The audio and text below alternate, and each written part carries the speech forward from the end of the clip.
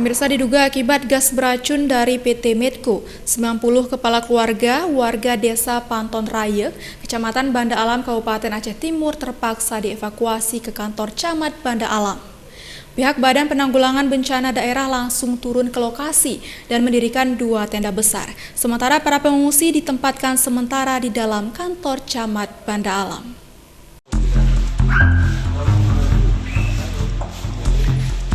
Yang korban lah ya. Kipan gejala Pak, sesak nafas atau gimana?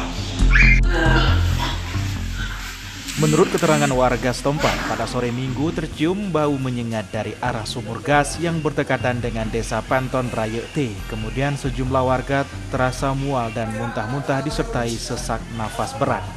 Sejumlah warga lainnya menolong korban dan langsung dilarikan ke Puskesmas Banda Alam untuk mendapatkan perawatan medis.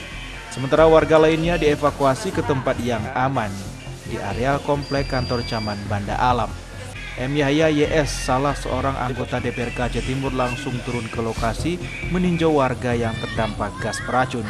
Saat anggota DPRK Aceh Timur tiba, tidak seorang pun pihak perusahaan berada di lokasi, baik di Puskesmas maupun di komplek kantor Camat. Yahya mengaku sangat kesal atas kejadian yang kembali terjadi. Menurutnya seharusnya pihak perusahaan berkoordinasi dengan pemerintah Gampong agar kejadian yang kedua kalinya tidak terulang.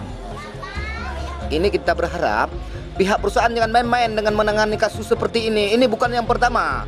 Ini yang kita sesalkan sudah kedua kali terjadi. Ini kalau masyarakat kena dan jam 3 malam, masyarakat mati dalam ketiduran. Ini yang kita sesalkan. Dan kita berharap Muspika yang ada di seputaran Kecamatan Banda Alam memberi informasi seakurat mungkin kepada masyarakat apabila ini mau dilakukan atau pembersihan atau pembakaran ulang. Diinformasikan kepada masyarakat, ini bukan main-main, ini menyangkut dengan nyawa masyarakat.